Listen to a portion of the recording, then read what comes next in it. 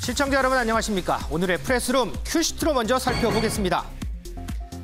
대선 예비후보 토론회 개최를 놓고 내홍을 겪는 국민의힘. 지도부 사이에서도 그리고 후보들 사이에서도 말들이 많습니다. 잠시 후 짚어봅니다. 민주당 대선 후보들 사이에 감정 싸움이 격해지는 것 같습니다. 선 넘지 말라 이런 경고까지 나온 상황인데 알아보겠습니다. 귀국 기자회견에서 후원사에 감사 인사를 종용한 배구협회에 대한 비판이 커지고 있습니다. 이에 대한 배구협회의 해명까지 도마에 오릅니다. 잠시 후 전합니다. 이 외에도 자녀 입시 비리 등으로 재판을 받는 조국 전 장관의 부인 정경심 교수에 대한 항소심 선고, 중국의 14살 금메달리스트 논란 등 알아보겠습니다.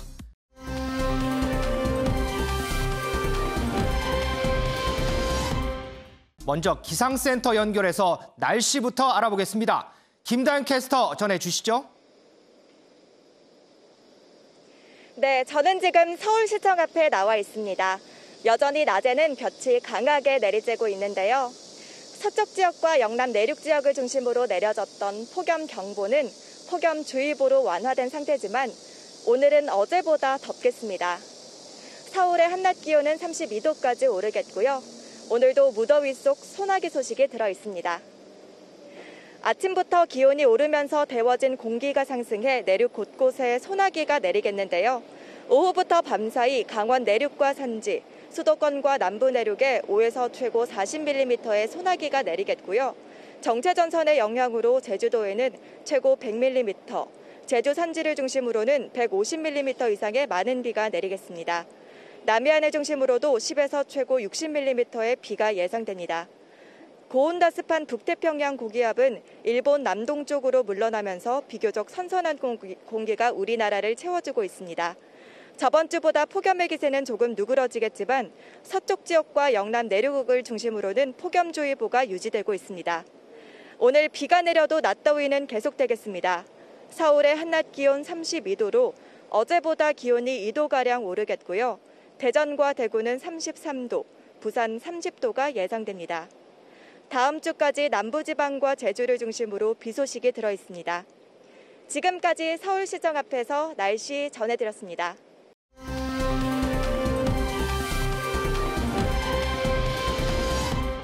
자녀 입시 비리와 사모펀트 관련 혐의로 지난 1심에서 유죄를 선고받은 조국 전 장관의 부인 정경심 교수에 대한 항소심 선고가 오늘 오전에 있었습니다. 이 부분부터 좀 짚어보겠습니다. 윤정 기자, 네. 키워드가 입시 비리 전부 유죄예요? 그러면 항소심 선고 결과는 어떻게 나왔어요? 네, 항소심 재판부, 그러니까 2심 재판부도 1심 재판부와 마찬가지로 이 입시 비리 혐의를 전부 유죄로 인정했습니다. 이 지난해 12월이었죠. 1심 재판부가 15개 혐의 가운데 입시 비리와 관련된 혐의를 모두 유죄로 판단해서 이 징역 4년을 선고했었고요. 이때 법정 구속이 됐었는데 네. 이 법정 구속된 지 8개월 만에 내려진 항소심 선고에서도 1심과 마찬가지로 징역 4년이 선고됐습니다. 2심 재판부 역시 이 동양대 표창장을 위조로 판단한 1심이 정당하다면서요. 이 조국 전 장관 딸의 서울대 인턴 확인서를 비롯한 모든 경력을 허위로 봤습니다. 또 조국 전 장관이 인턴 확인서 작성에 가담한 정황도 인정을 했는데요. 다만 1심에서는 벌금 5억 원과 추징금 1억 4천여만 원을 선고했는데 2심에서는 이 벌금 5천만 원에 추징금 1,600만 원을 선고했다는 점이 조금 차이점입니다. 이 선고 이후에 변호인이 인터뷰 진행했는데요. 이 내용 먼저 듣고 이어가시죠. 한편으로는 기대를 했고 한편으로는 걱정을 했었습니다. 원심 판결 자체가 너무나 합리적인 논리 전개라기보다는 확증 편향적인 그리고 선입견으로 가득한 판결문이었기 때문에 적어도 이것은 바로잡을 수 있을 것이다라는 기대가 있었고 10년 전에 그 입시 제도 하에서의 그 스펙 쌓기라고 하는 것들을 현재의 관점으로 그것을 업무방해로 재단하는 그 시각이 여전히 바뀌지 않았음에 답답했습니다. 만약에 오늘 재판부의 논리를 그 시대에 입시를 치렀던 사람들한테 랜덤으로 조사를 한다 하더라도 과연 얼마나 많은 사람들이 그런 현재 해석에 의해서 범죄로부터 자유로울 수 있을 것인가에 대한 생각은 여전히 강하게 들 수밖에 없습니다. 그 시절엔 대부분이 그랬다. 이 원심과 같은 판결을 내린 것에 대한 답답함을 토로했는데요. 이 조국 전 장관도 오늘 SNS를 통해서 심경을 표현을 했습니다. 이 가족으로 참으로 고통스럽다면서요. 이 즉각 대법원에 상고해서 다투겠다는 입장을 밝혔습니다. 자, 그런데 오늘 이제 재판에서 이제 주목을 끄는 게 왜 이 조국 전 장관의 딸의 이제 고등학교 동창이 최근에 진술을 번복을 했단 말이죠. 네. 이 부분이 오늘 재판에 어떻게 영향을 미칠까? 이 부분도 관심이었는데 혹시 재판부의 판단은 어땠나요? 네, 저희도 이전에 전해드린 적이 있는데요. 이 조국 전 장관 딸이 서울대 공익인권법 관련 세미나에 참석했다고 주장하는 영상이 있습니다. 네. 그 영상 속의 한 여성이 이 조 전 장관의 딸이라는 건데요. 이 조 전 장관 딸의 고교 동창이 1심에서는 이 영상 속의 여성이 조 전 장관의 딸이 아니다라고 했다가 지금 보시는 내용입니다. 그런데 2심에서는 맞다라고 진술을 번복을 했거든요. 그랬죠. 하지만 이 진술 번복한 것이 재판 결과에 영향을 미치지는 않았습니다. 2심 재판부는 이 동영상에서 촬영된 여성이 조국 전 장관의 딸인지는 허위성을 판단하는 데 영향을 미칠 수 없는 것이라서 판단하지 않았다라고 밝혔습니다. 그래서 1심의 판단을 유지해서 징역 4년 똑같이 선고를 했다. 네. 자, 이동석 기자, 오늘 법원 앞에 상당히도 좀 시끄럽지 않았을까요? 네, 맞습니다. 코로나 시국인데도 불구하고 꽤 많은 인파가 몰려들었습니다. 정경심 교수를 지지하는 지지자 20명은요, 법원 앞에서 교수님 힘내세요라는 문구가 적힌 플랜카드를 들고 응원에 나섰는데요. 거리두기 영향으로 대다수의 사람이 모이진 않았지만 열기만큼은 굉장히 뜨거웠다고 전해지고 있습니다. 법정 안에서도 지지자들은 단체로 마스크를 만들어서 착용을 했는데요. 마스크는 케이크를 들고 있는 조국 전 장관의 모습이 마스크에 그려져 있었다고 합니다.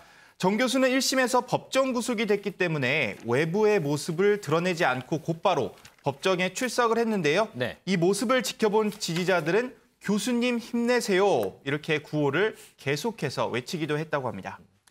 어쨌든 이 정경심 교수 측에서 다시 항고를 하겠다고 선언한 만큼 이 문제는 앞으로 대법원에서 최종적으로 판단이 내려질 것 같습니다.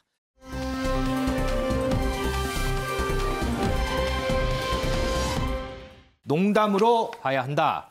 어제 저희가 이 시간에 이 여자 배구 대표팀의 귀국 당시의 인터뷰 논란에 대해서 잠시 전해드렸는데 어떤 내용인지 일단 먼저 그 인터뷰 먼저 보고 얘기를 좀 시작하도록 하겠습니다. 네, 김연경 선수는 이 자리로 나와주시기 바랍니다. 김연경 선수는 남아주세요. 김연경 선수. 김연경 선수 나와주세요. 이리 오세요. 꽃다발 하나 주세요. 우리 김연경 선수한테. 하나 꽃다발 안고 있어요. 포상금이 역대 최고로 준비되어 있는 거 아시죠? 아, 네네. 네. 금액도 알고 계시나요? 대충 알고 있습니다. 이거 아니에요, 이거? 조원태 총재님께서도 2억을, 조용병 회장님께서도 2억을, 오한남 회장님께서도 2억을 저희한테 주셔가지고 여기에 대해서 감사한 말씀 하나 부탁드립니다. 대통령께서 격려를 해주셨거든요. 그거에 대해서 답변 주셨나요? 너무 감사드리고. 한번 인사 말씀, 뭔 답변 인사요? 한번 드려주시죠. 뭔 답변이요? 대통령님께. 아니, 했잖아요, 지금. 네, 한 번 더. 감사하다고. 감사합니다. 그렇죠. 윤정 기자. 네.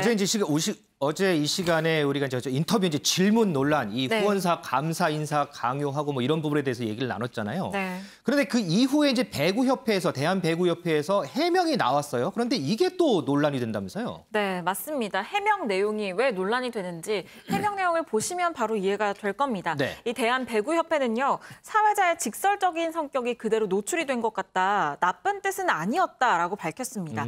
또 대통령께 감사 인사를 강요했다기보다는 표현 방법에서 오해의 소지가 있었다고도 밝혔는데요. 또 후원금을 지원해줬던 이 지원사에 대해서 감사 인사를 강요한 것, 여기에 대해서는 질문을 조크로 봐야지. 그러니까 농담으로 봐야지. 아, 농담으로요? 이 부각하려고 한 건 아니라고 본다라고 밝혔습니다. 결국에는 이 질문자와 질문의 내용에는 별로 큰 문제가 없었는데 네. 이걸 감사 강요로 받아들인 사람들이 문제다라는 취지로 읽히기도 오. 하는데요. 이런 이 해명에 논란은 더 커지고 있습니다. 이 대한배구협회 게시판에는 이 기자회견은 물론 해명에 대해서 사과를 요구하는 글들이 쇄도하고 있는데요. 이 해명 이후에 이 배구협회 조크 때문에 국민들이 다 불쾌하고 화가 났으면 제대로 사과해야 되는 거 아니냐라는 얘기부터 유 감독관, 그러니까 기자회견을 진행했던 유혜자 감독관을 퇴출시켜라라는 비판 글들이 쏟아지고 있고요.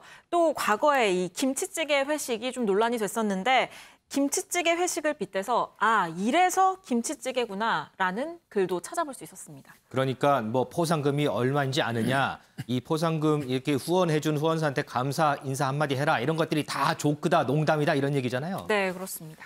자, 그런데요, 이 대한배구협회 이 큰 국제대회가 있을 때마다 사소한 조금씩 논란이 있는 것 같습니다. 과거에는 또 이 여자 배구 대표팀 홀대 논란도 있었는데 그 당시에 김연경 선수의 목소리 듣고 오겠습니다. 네, 뭐 제가 통역고요. 네, 통역도 했었고 그런 것 때문에 좀 힘듦이 있었죠. 원래는 뭐 닥터라든지 좀 뭐 의료진도 좀 따라가는 게 맞는데 당연하죠. 올림픽 아이디 카드가 뭐 부족하다 그래서 그런 이유로 또 경기 외적으로도 제가 많이 힘들었던 것 같아요. 전 종목 석권한 양궁의 경우는 우리 선수들만을 위한 전용 휴게실을 리우에 따로 마련해줬답니다. 몰랐어요. 금메달 딸만하네요. 부럽네요. 많이 부럽네요. 지난 아시안 게임 때는 메달 땄는데 따고 나서 김치찌개 회식했다면서요? 네, 먹었습니다. 이번에는 아무것도 안 먹었습니다. 네, 회식 없었습니다. 이번에. 뭐 된다면은 그냥 뭐 고깃집이나 뭐 이런 데 그냥 선수들하고 그냥 못다한 얘기들이나 그냥 선수들이랑 같이 함께 할 수 있는 그냥 그런 자리만 있더라도 정말 감사할 것 같아요. 이왕이면은 우리 한우 등심으로 할까요? 좋은데요. 지난 2016년이었죠. 리우올림픽 당시 8강에 올랐었습니다. 그 이후에 김연경 선수의 인터뷰였는데 당시 브라질에서 우리나라로 귀국할 때 비행편도 마련되지 않아서 16명밖에 안 되는 선수가 4편을 나눠서 들어오고요. 그 이후에 뭐 회식도 없었다, 뭐 이런 얘기였습니다. 윤 대표님. 예. 어제 저희가 이제 저 질문 때문에 이 사회자의 질문으로 상당히 비판에 대한 이런 목소리를 높였거든요. 그런데 그 이후에 대한배구협회에서 해명을 내놨는데 이 부분이 또 이 팬들, 네티즌들에게 질타를 받고 있어요. 윤 대표님 들으시기에 농담으로 들리세요? 농담으로 들을 사람이 있겠습니까? 저는 아무리 농담으로 듣고 싶어도 농담이 아니고 집요한 괴롭힘으로 들리던데요. 아이고. 예, 자꾸 너 얼마 주는지 아느냐, 포상금 얼마인 줄 아느냐 자꾸 물어보잖아요. 또 대통령 그 축전 보냈는데 그 반응 좀 얘기해줘라. 자꾸 똑같은 거 물어보잖아요. 얼마냐, 자꾸 집요한 괴롭힘이죠. 일종의 배구 선수 출신인데 저게 바로 꼰대 아닌가 싶어요. 예, 물론 뭐 농담일 수도 있겠지만 제가 보기에는 그 연맹 소속 그 경기 운영위원 있잖아요, 유혜자 씨가. 그러니까 과잉 충성 하려고 저런 질문을 유도했거나 아니면 유혜자 경기위원이 윗선에서 누가 시켰거나 그 김연경 선수한테 이런 거 좀 물어봐. 뭐 이렇게 좀 시켰거나 뭐 이 중에 하나인데 누가 봐도 좀 꼴사납죠. 그리고 배구 협회가 그동안에 그 선수로 해서 봉사했느냐. 아까 나온 것지만은 2016년에 아시안 게임 할 때 금메달 땄는데도 금메달 땄는데도 불구하고 김치찌개 회식하고 인천 아시안 게임이었죠. 네. 지난 리우 올림픽 때는 그 메달권에 들었는데도 불구하고 비행기도 한 비행기로 못 오고 내부 팀으로 나눠서 들어오고 의료진들까지 제대로 그 공급이 안 됐다는 거 아니에요. 그렇게 홀대받은 배구협회, 배구연맹이 이번에 김연경 선수가 정말 잘 싸워줬잖아요. 그렇죠. 후회하지 말고 힘내자, 끝까지 싸우자. 이런 터키, 일본, 도미니카 공화국 이 강팀들이 이겨서 했으면은 진짜 칭찬해줘야 되는데 그거를 자꾸 협회, 연맹이 자기한테 좀 이용하는 거 아니냐. 그리고 대통령 얘기 자꾸 하는데 과거 권위주의적인 시대에는 메달 따잖아요. 그러면 대통령께 감사한다고 대통령한테 인사하고 꼭 그게 먼저 들어왔어요. 과거에는 그랬어요. 권투, 레슬링, 뭐 무슨 올림픽 다 그랬어요. 근데 지금은 대통령으로 나서지 않거든요. 왜냐하면 올림픽이 선수 개인이잖아요. 네. 그러니까 이번에 스포츠 클라임이라든지 근대 5종이라든지 뭐 테니스라든지 뭐 이런 거 선수들이 높이뛰기 우상혁 선수 같은 사람은 메달 못 따도 국민이 열광하는 게 최선을 다해서 했기 때문에 그렇죠. 그렇게 국민들이 박수 치는 건데 네. 저런 그 강요하는 질문 국민들이 굉장히 싫은 거죠. 그리고 또 포상금이 굉장히 많냐? 뭐 6억이라는데 양궁은 안산 선수는 혼자 7억까지 받았거든요. 그게 많고 적고를 떠나서 이건 팀에다 다 준 거예요. 6억이라도 팀 선수도 다 나누는 거거든요. 네. 그러니까 액수 자체도 그렇게 많지도 않은데 저렇게까지 물고 늘어지는 식으로 괴롭히는 식으로 질문해야겠느냐. 저는 굉장히 불쾌했습니다. 그래도 오늘 그 김연경 선수의 SNS를 보니까요. 이 문재인 대통령의 축전을 딱 올리면서 밑에 감사합니다 이런 댓글을 달았더라고요. 김연경 선수 같은 정말 김연경 선수처럼 깔끔하게 이 문제를 좀 마무리한 것 같습니다. 자, 그런데 윤지영 기자, 네. 좀 더 잠깐 언급이 나왔지만 이런 인터뷰 이후에 이 포상금 문제가 많이 또 부각이 돼요. 네, 맞습니다. 이 앞서서 이 영상에서 보신 것처럼 유해자 감독관이 구체적으로 어디에서 포상금을 지원했는지 뭐 나열을 해서 구체적인 내용은 말씀을 드리지 않겠지만 네. 어쨌든 6억의 포상금이 모였습니다. 그런데 이 앞서 윤 의원님께서 말씀하신 것처럼 이게 선수단 개개인에게 지급되는 포상금이 아니라 전체가 6억 원이거든요. 그렇죠. 그래서 이 선수만 12명이고 또 감독과 코치진을 포함할 경우에는 15명이 넘어가기 때문에 한 명에게 돌아가는 금액은 그렇게 크지 않습니다. 그래서 이 양궁과 대조적이라는 얘기가 많이 나오고 있는데요. 물론 이 양궁의 경우에는 금메달을 많이 휩쓸었기 때문에 또 그런 측면도 있기는 하지만 이 양궁 대표팀의 경우에는 개인당 억대 포상금을 받게 되거든요. 네네. 이 현대차그룹과 대한양궁협회가 이 개인전에서 금메달을 딴 선수에게는 3억 원, 단체전에서 금메달을 딴 선수에게는 이 각각 2억 원의 포상금을 주기로 한 상황입니다. 그래서 이 안산 선수에게는 3관왕을 했기 때문에 7억 원의 포상금이 또 김재덕 선수의 경우에는 4억 원의 포상금을 받게 될 것으로 보이거든요. 또 양궁 대표팀은 이 메달을 딴 6명의 선수에게 이 본인 선택에 따라서 차량까지 증정이 되기 때문에 좀 이런 상황과 좀 대조적이지 않나 이런 얘기들이 나오고 있습니다. 어쨌든 이 포상금 액수를 떠나서요. 이 국위 선양을 위해서 흘린 우리 선수들의 땀의 값어치 이 부분은 정말 합당한 인정을 받아야 하지 않을까 뭐 이런 생각도 좀 해봅니다.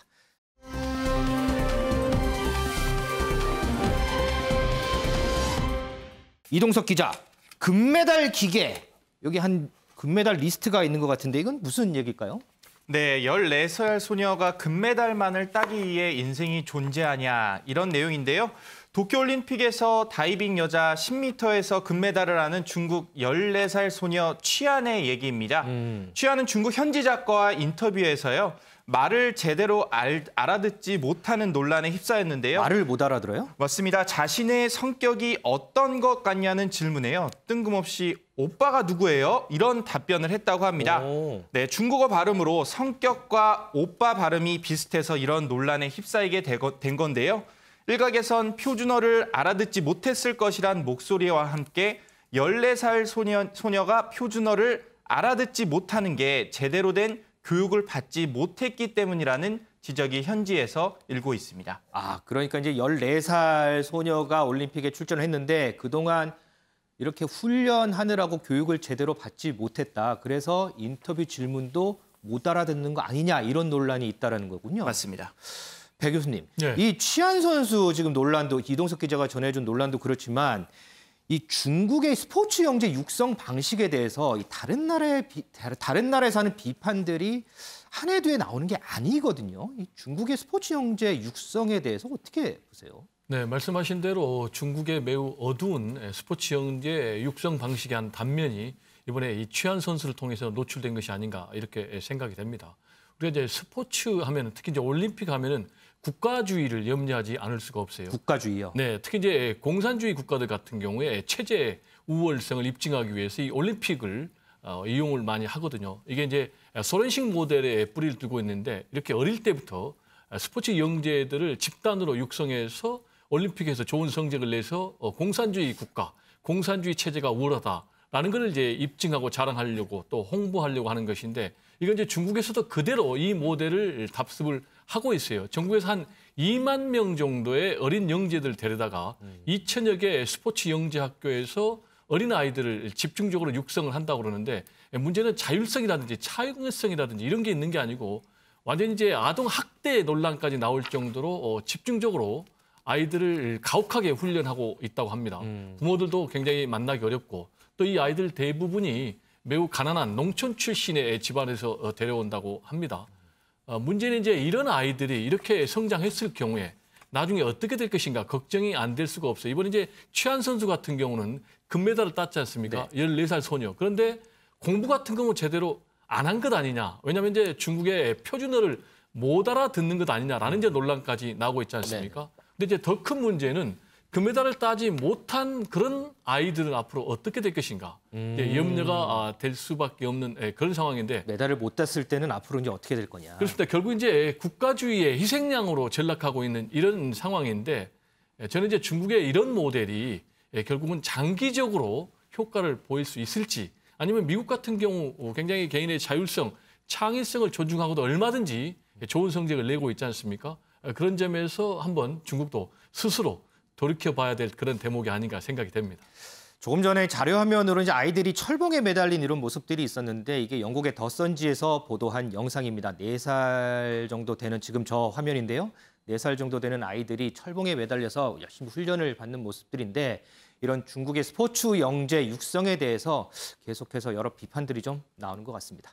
이동석 기자. 어쨌든 이 취한 선수 어쨌든 이제 금메달을 따서 또 귀국을 했어요. 중국 전역에서 인기가 대단하다면서요. 네, 맞습니다. 취한 선수 자택 앞에는요. 현재 팬과 구경꾼들이 굉장히 많이 몰리고 있다고 합니다. 더운 날씨는 물론 비도 그리고 폭우가 이렇게 내리고 있지만요. 24시간 사람들의 방문은 계속되고 있는 건데요. 폭우가 내리는데도 취한 선수 보려고 그냥 몰려드는군요. 맞습니다. 매일 수백 명이 몰리면서 현재는 사생활 침해 문제까지 현재 불거진 상태입니다. 취한 선수의 아버지는요. 이틀간 잠을 자지 못했다. 제발 조용히 해달라는 목소리를 전하기도 했는데요. 중국에선 누군가가 성공을 하면 집을 방문해서 이렇게 기를 좀 받자 이런 문화가 있다고 합니다. 네. 취한 선수의 신변에도 걱정스럽다라는 우려의 목소리가 현재 나오고 있는 상황입니다. 인기가 많은 건 좋은데 너무 또 과도하게 관심을 이렇게 보이는군요. 맞습니다. 자, 이렇게 뜨거운 관심을 받으면 우리가 앞서 이제 포상금 얘기도 했지만 우리 취한 선수한테도 많은 포상금이 답지하겠어요? 네, 맞습니다. 취한 선수의 아버지, 중국의 한 기업 회장이요. 우리나라 돈으로 3,500만 원 가까이를 이렇게 후원을 했다고 합니다. 하지만 끝내 거절한 것으로 전해지고 있는데요. 거절을 했어요? 맞습니다. 과도한 관심이 부담스럽다. 그냥 그저 조용한 삶을 살고 싶다는 입장을 드러낸 것으로 전해지고 있습니다. 중국 팬들은 집과 차를 사주겠다면 계속해서 구애를 보내고 있지만 취한 선수의 가족은 이를 계속해서 거부하고 있는 상태인데요. 간식을 포함해 팬들이 보낸 선물이 쌓이고 있다고 합니다. 네. 넘쳐나고 있지만 마을 회관에 기부를 하는 등 나눔 문화를 현재 실천하고 있는데요. 취한의 어머니는 교통사고 후유증에 거동이 불편한 것으로 전해지고 있습니다. 아버지는 작은 오렌지 농장을 경영하면서 현재 생활을 유지하고 있다고 합니다. 취한 선수가 이런 얘기를 했다고 하네요. 돈 많이 벌어서 어머니의 병을 치료해주고 싶다 뭐 이런 얘기를 했다고 하는데 어쨌든 뭐 여러 논란을 떠나서 14살에 올림픽에 출전해서 금메달을 딴 부분도 참 중요하고요. 어머니 병 치료 때문에 돈 많이 벌고 싶다는 이 마음도 상당히 좀 따뜻한 것 같습니다.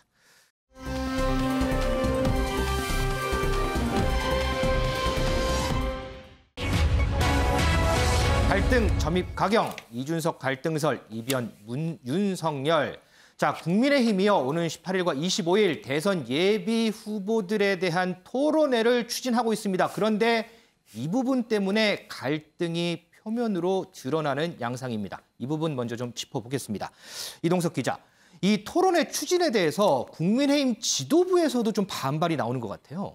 네, 맞습니다. 국민의힘 지도부가 주장하는 내용 쉽게 설명을 드릴 텐데요. 후보자 토론회는 경선관리준비위원회가 하는 게 아니라 선거관리위원회가 준비하는 것이다. 이런 주장을 현재 국민의힘 지도부는 펼치고 있습니다. 하지만 경선관리위원장은 전권을 위임받았다면서 현재 맞서고 있는 상태인데요. 양측의 입장 먼저 화면을 통해 만나보시겠습니다. 토론회를 개최하고 후보자들 보고 나오라 하고 뭐 안 나오면 그것을 또 이제 근거로 해서 비판을 하고 비난을 하고 이렇게 될 때는 경선준비위원회의 본래 취지와 전혀 맞지 않고 권한 밖의 행위이고 그것을 끝까지 강행하려는 그런 의도도 저는 이해가 안 가요. 그리고 의도가 뭘까? 저도 의도를 잘 이해가 안 되는데. 그 의도가 윤석열 예비 후보를 최대한 약점이 많이 드러나도록 하겠다. 그럼 토론회가 제일 좋지 않냐? 이거 아닙니까? 윤석열 캠프야 그렇게 생각하지 않겠습니까? 그러니까 반발하는 것이고. 제가 위임받은 것은 최고위원회에서 경선준비위를 의결을 했을 당시에 당헌 당규에 못 박혀 있는 경선룰 이외에 모든 일정과 내용에 관해서 정권을 위임하는 것으로 위임을 받았습니다. 그 김재원 최고위원이 그 역선택 방지 조항은 경선 룰이다. 그리고 원희룡 의사도 한 건 월권이다라고 얘기를 했는데. 당헌 당규 사항에는 역선택이라고 하는 단어 자체가 없습니다. 다만 최고위원회에서 필요하다면 그 조항을 넣을 수는 있다 이렇게 되어 있죠. 역선택 방지 조항을 넣는 것은 필요치 않다. 그 정신에 위배된다. 네, 결국 양측의 주장 누가 맞고 틀리고 그런 게 전혀 없습니다. 결론적으로 보면 참석을 하지 않아도 페널티는 쥐어지지 않고 그리고 참석하고 안 하고는 후보자들에게 개인적으로 맡겨놓는다 이렇게 말한 건데요. 하지만 아쉬운 부분은 국민의힘 내부에서도 내용 자체가 현재 하나로 정리가 안 된다는 것.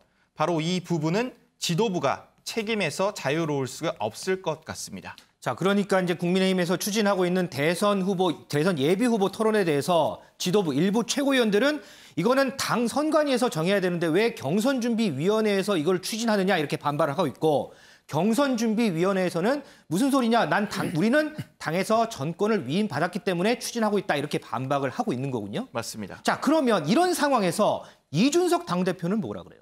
네, 이준석 대표 당 최고 의결기구인 최고위원회가 개입할 일은 없을 것이다. 그러면서 경선준비위원회가 토론회 일정을 공지하고 주관하는 건 최고위 의결 사항이 아니라고 선을 그었습니다. 그러면서 오는 18일 합동 토론회를 예정대로 진행하겠다는 입장을 거듭 주장했는데요. 이 대표가 최고위원회 개입은 없을 것이라고 전해지며 현재 최고위원들의 반발이 예상되고 있는 상황입니다. 일부 최고위원들은요, 토론회 자체가 경선준비위원회 역할이 아니라는 점을 강조하고 있어 양측의 충돌 곧 이어질 것으로 예상이 됩니다. 윤지영 기자, 지금 설명을 들어보면 어쨌든 대선 예비 후보의 토론회는 개최가 될 것 같아요. 네. 그럼 이 상황에서 가장 관심사, 윤석열 예비 후보의 참석 여부에 있는데 캠프 측에서는 일단 참석한다 안 한다 뭐 이런 방구는 없어요. 이에 대해서 다른 주자들 뭐 얘기가 좀 있을 것 같아요. 네, 맞습니다. 다른 주자들 이 토론회를 피하지 말아라라고 얘기를 하고 있는데요. 이 유승민 캠프 종합 상황실장이죠. 오신환 전 의원 오늘 라디오 인터뷰 얘기 들어보시죠.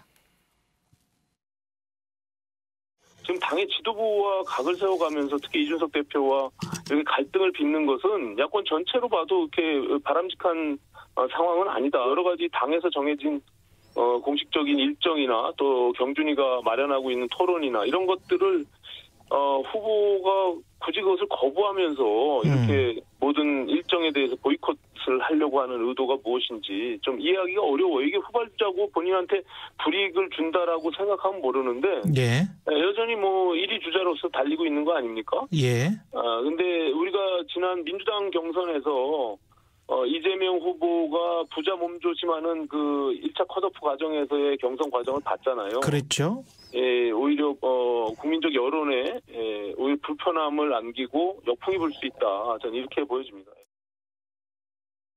네, 지금 현재 윤 전 총장의 상황을 부자 몸조심한다라고 표현을 했는데요. 네. 그러니까 지지율이 높다 보니까 좀 몸을 사리는 것 아니냐라는 얘기입니다. 너무 몸조심을 하다 보면 오히려 역풍이 불 수 있다라고 얘기를 하면서 이 토론을 기피하는 후보는 스스로 준비가 안 돼 있고 부족하다는 걸 자인하는 것이라고 지적했습니다. 우리가 어저께 이제 잠시 살펴봤지만 어쨌든 윤석열 후보 캠프 측에서는 이번 토론회 참석에 대해서 한다 안 한다 정확한 얘기는 없어요. 네. 그러면 정작 당사자 윤석열 후보의 언급은 없을까요?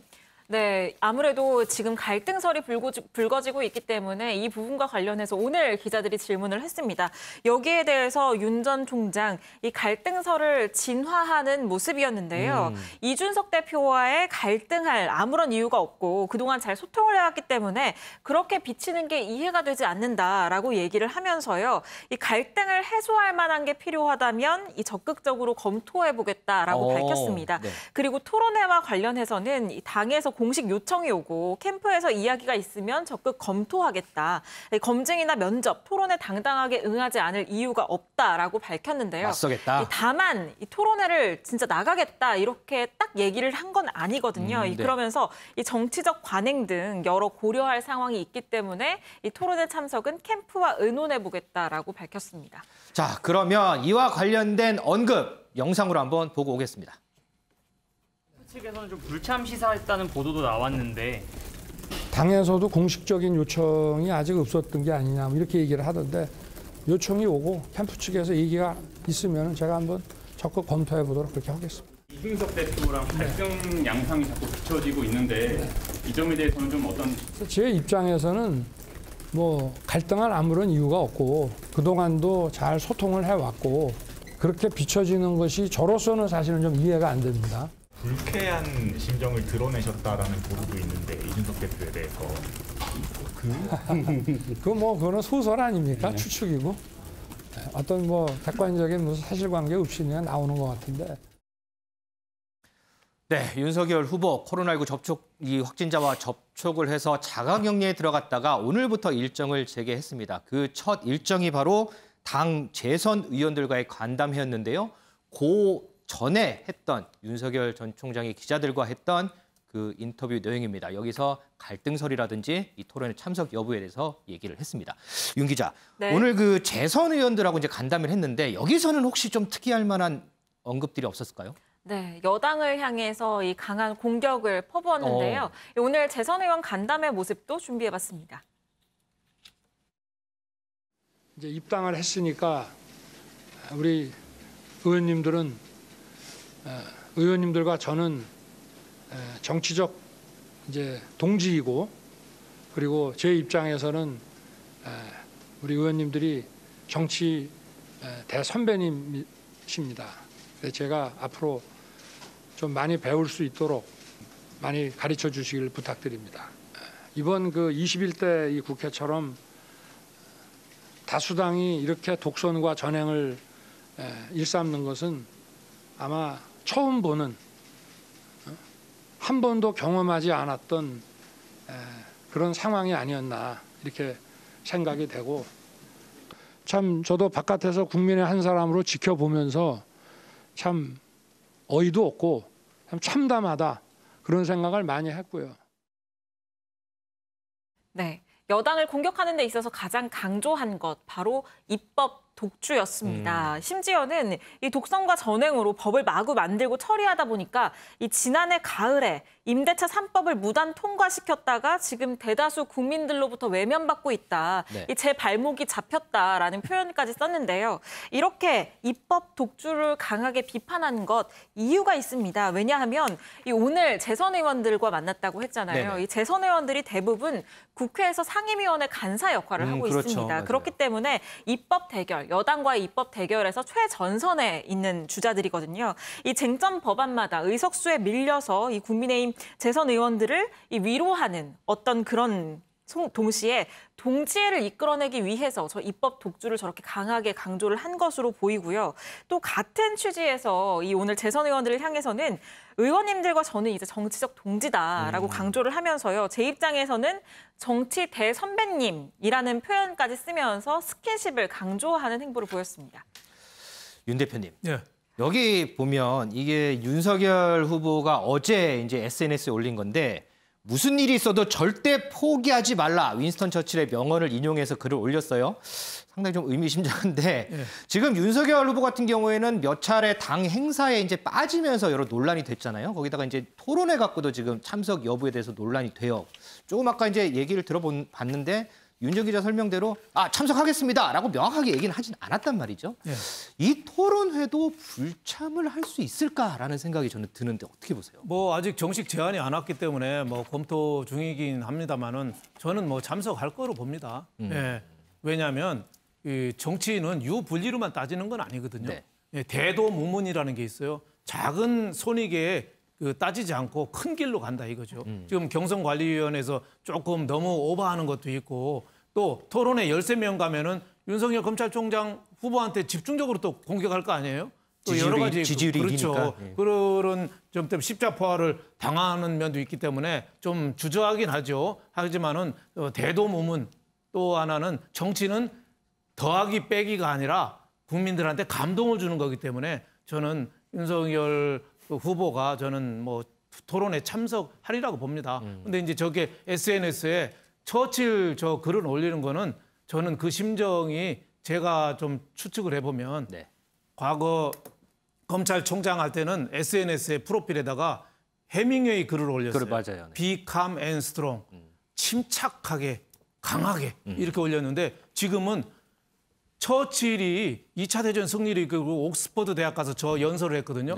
딴 얘기 안 하고 네버 기브업만 7번 했어요. 그리고 내려왔거든요. 그러니까 지금 윤 후보자 입장에서는 과거 검찰총장 때 그 정권하고 대척점에 있을 때보다 지금이 더 힘든 거 아니냐. 지금은 적하고 싸우는 게 아니라 내부에서 흔드는 거잖아요.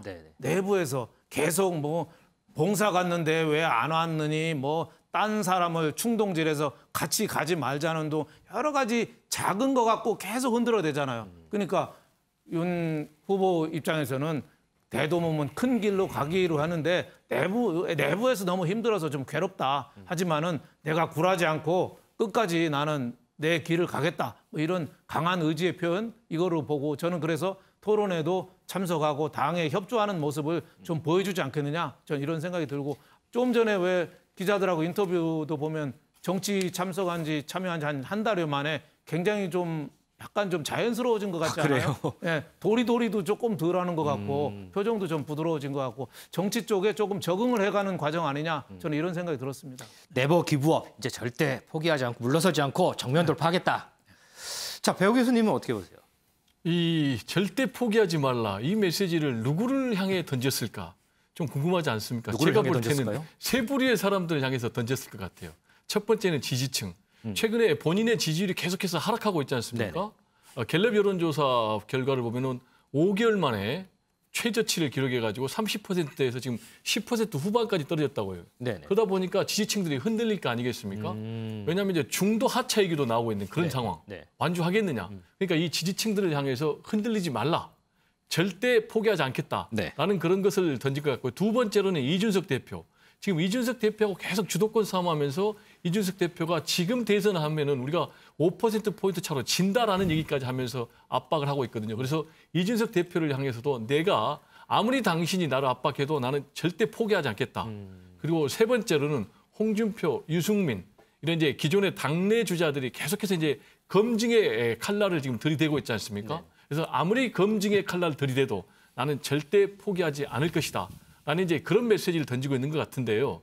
지금 윤석열 전 총장 같은 경우는 모든 리스크의 원인이 최근에는 본인으로부터 기인되고 있어요. 1일 1설화라는 얘기가 나오고 있지 않습니까? 따라서 구체적인 본인의 국정 운영 비전 그리고 정책 이런 것들을 제시를 해야 되는데 그런 차원에서 저는 당내 토론회에 반드시 참석을 해서 확실한 비전을 제시해서 지금 본인을 향해서 여러 가지 의문시 되고 있는 부분을 해소하는 것이 가장 좋은 전략이 아닌가 이렇게 생각이 됩니다. 윤정 기자, 방금 이제 배종호 교수 논평 중에 잠깐 나왔는데 최근에 국민의힘 내부에서 이준석 대표와 윤석열 후보 간의 갈등설이 상당히 많이 부각돼요. 그런데 오늘 아침 보도를 보니까 윤석열 캠프에서 이준석 대표의 어떤 발언 때문에 발칵 뒤집혔다 이런 보도가 있어요. 어떤 발언 때문에 그런 거예요? 네, 그렇습니다. 이 앞서서 보신 인터뷰 영상에서 윤석열 후보는 이준석 대표와 갈등할 아무런 이유가 없다라고 얘기를 했지만 실상은 그렇지 않아 보입니다. 왜냐하면 지난 8일 이준석 대표가 윤 윤 후보를 향해서 이 첫 일정을 보이콧하고 간 게 후쿠시마 발언이다. 후보에게 딱히 도움되는 일정도 아니었다라고 얘기를 했는데요. 이 얘기를 듣고 윤석열 캠프가 발칵 뒤집혔다고 합니다. 윤 전 총장이 이 대표와 싸우지 말아라라고 해서 꾹 참고는 있지만 내부 분위기가 상당히 좋지 않다는 건데요. 이 심지어는 이 발언이 당대표가 같은 당의 대선 주자에게 할 수 있는 얘기냐, 민주당 대변인과 다를 바가 없다라는 이야기까지 나오는 상황이었다고 하고요. 또 같은 날 이준석 대표가 이런 얘기도 했습니다. 이 서울시장 보궐선거와 이 당 전당대회의 공통점이 뭔지 아냐라면서 대세를 형성한답시고 사람 끌어모은 캠프는 다 졌다라고 얘기를 했는데요. 네. 이 발언 누가 보더라도 윤석열 후보를 겨냥한 발언으로 읽히죠. 여기에 대해서도 이 윤 전 총장 측은 당 중진이나 옛 정치인과는 어울리지 말고 이준석 대표 지시만 따라라라는 일종의 명령으로 들린다라는 불평을 토로했다고도 하는데요. 윤 전 총장 여기에 대해서 이 최대한 참고는 있지만 계속 당하고 있지만은 않겠다. 나도 그렇게 간단한 사람은 아니다라고 최근에 주변 지인들에게 이런 이야기를 하고 있다고 합니다. 그런데 이런 상황에서요. 민주당 공격수잖아요. 이 정청래 의원이 윤석열 대단하다 이런 글을 올렸어요. 이거는 어떤 의미인 거예요? 네, 정말 대단하다는 의미는 아니었겠죠. 네, 어제 SNS를 통해서 윤석열의 배짱이라는 글을 올렸습니다. 지금 보시면요. 나는 이준석의 부하가 아니다. 나는 이준석에 충성하지 않는다. 나는 이준석에게 10원짜리 한 장 도움받을 생각이 없다라는 글을 올렸습니다. 이 과거 윤석열 후보의 발언들을 빗대서 쓴 표현들인데요. 그러면서 나는 돌고래다, 멸치와 상대하지 않겠다라는 이야기까지 했습니다. 이건 이준석 대표의 발언을 빗댄 표현이죠. 이 정 의원 그러면서 이렇게 썼습니다. 이상이 나의 뇌피셜이다. 그러니까 이게 실제로 뭐 저렇게 누가 생각을 하는 게 아니라 내가 윤석열이라면 이렇게 생각을 하고 있을 거다라면서 윤석열 대단하다 이렇게 비꼰 겁니다. 자, 이동석 기자, 이런 갈등 상황에서 당 내부에서는 당 분열의 중심에 이준석 대표가 있다. 이런 비판도 좀 나와요. 네, 맞습니다. 특히 대권 예비주자들 사이에서 그런 말이 나오고 있는데요. 이준석 대표를 향해서 너도 나도 할 것 없이 각을 세우고 있는 모습입니다. 이번에 원희룡 예비후보가 심각한 문제가 있다면서요. 이준석 대표를 겨냥했는데요. 경선 프로그램에 대한 관심을 끊어야 한다 이러면서 날을 세웠습니다. 이에 대해서 이준석 대표 가만히 있지 않았었겠죠. 무리한 언급을 하는 것을 자제하게 바란다면서 불편한 속내를 여과없이 드러냈는데요. 박진 예비후보도 가만히 있지 않았습니다. 당의 분열에 그림자가 어른거린다면서요. 그 중심에 이준석 대표가 있다고 꼬집었는데요. 그러면서 허심탄회한 대화부터 나누는 것이 당의 결속과 화합을 위한 길이라면서요. 충고를 건네기도 했습니다. 자, 배 교수님. 네. 박진 의원이 당의 분열의 중심에 이준석 대표가 있다는 평가를 했어요. 어떻게 보세요? 전체적으로 보니까요. 맥락은 이준석 대표를 상당히 옹호한 부분도 많이 있더라고요. 이제 박진은 하면은 사선에 상당히 엘리트 국회의원으로 평가를 받고 있거든요. 네. 그래서 사고도 합리적이고 균형이 잡혀 있다라는 평가를 받고 있기 때문에 쭉 박진 의원의 메시지를 보면은 말씀하신 대로 이준석 대표를 비난하기 위한 것은만 아니고 최근에 이준석 대표하고 윤석열 전 총장 등 대선 후보 그리고 또 당 최고위원 등하고 여러 가지 충돌하는 것과 관련해서 좀 분열 양상이 보이니까 우려의 메시지를 던진 것 아닌가 이렇게 생각이 되는데 메시지를 곰곰이 보면은 박진 의원이 일단 이준석 대표는 당의 여러 가지 방향 그리고 경선의 방식에 대해서도 의견을 개진할 수가 있다. 그리고 또 우리는 이준석 대표 굉장히 출중한 역량에 기대를 하고 있다. 다만 지금 휴가 중인데도 SNS를 통해서 그렇게 즉각적으로 신속하게 반응하면서 문제를 만들면 어떻게 되겠느냐. 좀 차분하게 소통하고 허심탄회한 대화를 해라라는 이제 그런 우려를 표명한 것이 아닌가. 저는 그렇게 생각이 됩니다. 자, 이 이준석 대표가요. 윤석열 캠프 측에 이 정진석 이 전 의원이죠. 계속해서 이제 비판을 하니까 뭐 이런 얘기를 했습니다.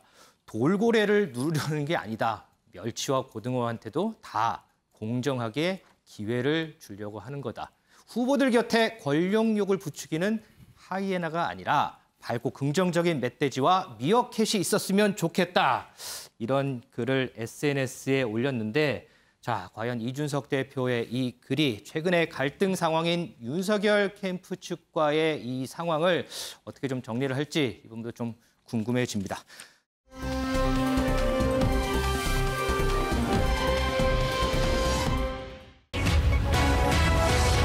대통령 부친 겨냥한 최재형, 청와대 심각한 유감. 자, 윤정 기자. 네. 이 최재형 후보 관련해서 지금 친일 공방 얘기가 있어요. 이게 어떤 얘기인 거예요? 네, 앞서서 한 언론이 최재형 후보의 할아버지 최병규 씨가 독립유공자가 아니고 1938년 매일신보를 보면 이 부친의 회갑 추견비를 절약해서 일금 20원을 국방 헌금에 헌납했다라는 기사가 실려 있다라는 점을 지적을 하면서 네. 독립유공자가 아니라 오히려 이 친일 행적을 한 것 아닌가라는 의혹을 제기했습니다. 여기에 대해서 최 전 원장 측이 반박에 나섰는데요. 이 조부가 독립운동을 했다고 했지 독립유공자가 됐다고 주장을 한 사실이 없다라고 얘기를 하면서요. 이 특정한 지위를 가졌다고 해서 친일로 정의 내릴 수 없다라고 얘기를 했습니다. 그러면서 이 문재인 대통령의 부친을 끌어왔는데요. 네. 그런 식이면 이 흥남에서 농업개장을 한 문 대통령 부친도 친일파 논란에서 벗어날 수 없다라는 얘기를 한 겁니다. 그러니까 한 자리 차지하고 있었다면 다 친일파라는 식이면 문재인 대통령 부친도 그런 거 아니냐라는 얘기를 한 건데요.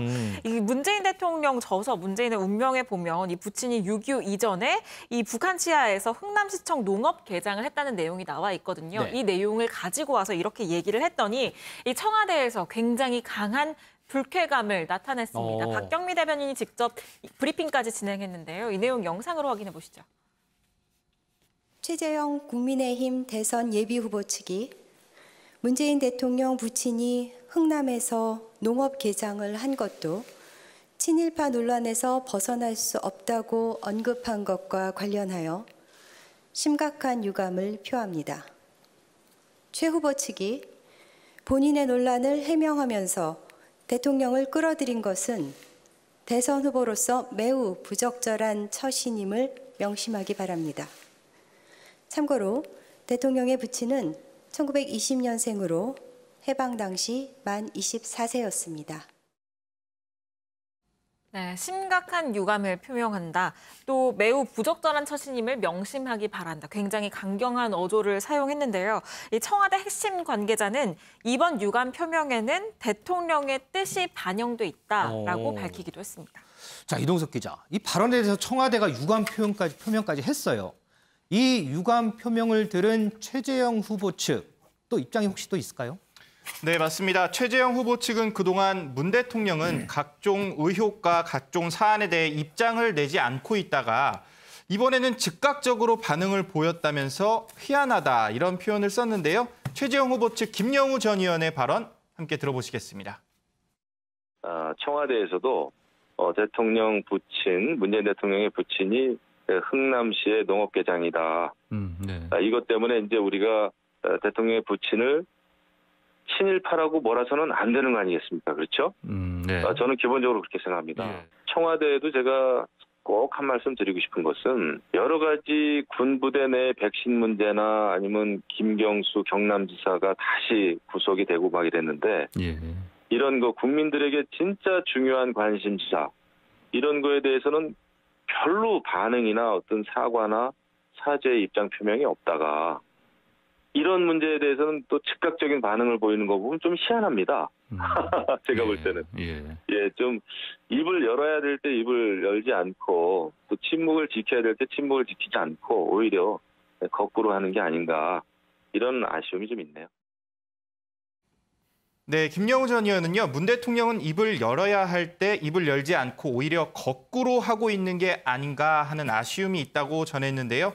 특히 최재형 캠프에서는 유감을 표시할 일은 훨씬 더 많지 않습니까? 라는 제목으로 논평까지 냈습니다. 문 대통령의 부친도 친일 논란에서 자유롭지 못하다는 사실을 지적했을 뿐이라고 강조했습니다. 윤 대표님, 이거 짧게 한번 좀 짚어볼게요. 네. 최재형 후보가 본인 해명 때문에 해명을 하기 위해서 문재인 대통령을 언급한 부분, 이 부분에 대해서 청와대에서 비판을 한 부분, 어떻게 보세요? 저는 뭐 청와대에서 기분 나쁜 거는 이해를 해요. 정치에 대해서 중립을 지키고 있는데 왜 나를 끌어들이느냐. 네. 뭐 그래서 뭐 대통령 뜻으로 해서 대변인이 저렇게 발표한 거는 좀 이해는 하는데 좀 도가 좀 지나친 거 아니냐 또 이런 생각도 들어요. 최재형 전 감사원장 후보가 문재인 대통령 아버지가 친일했다는 뜻이 아니잖아요.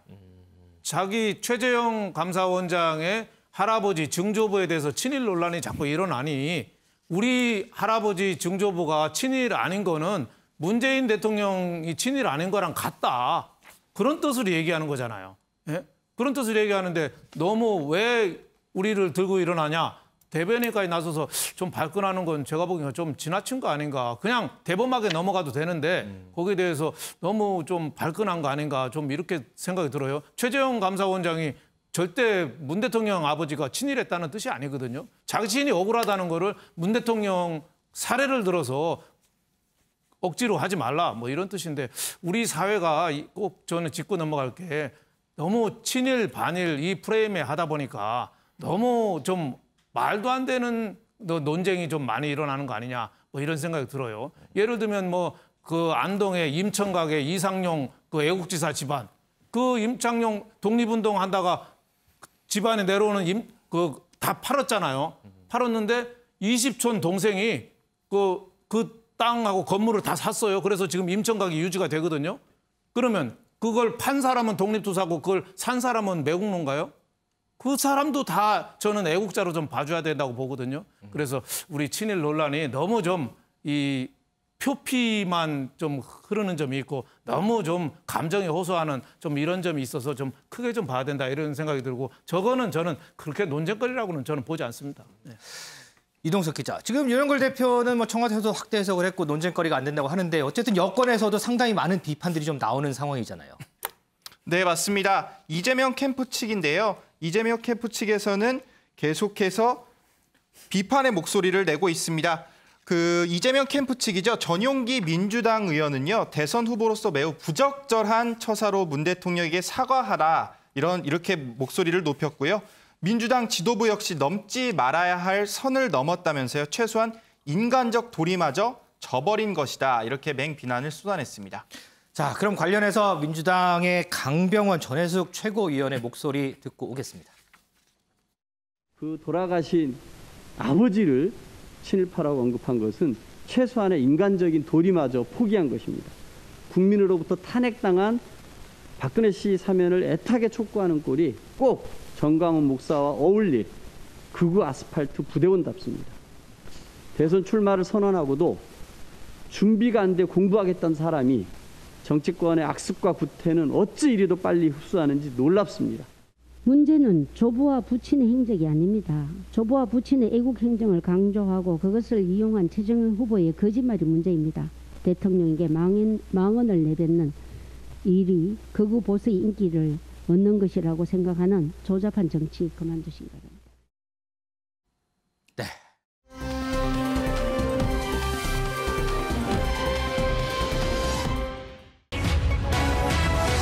이재명은 휴전인데 김두관, 추미애가 이낙연 흔들기에 나선 것 같습니다.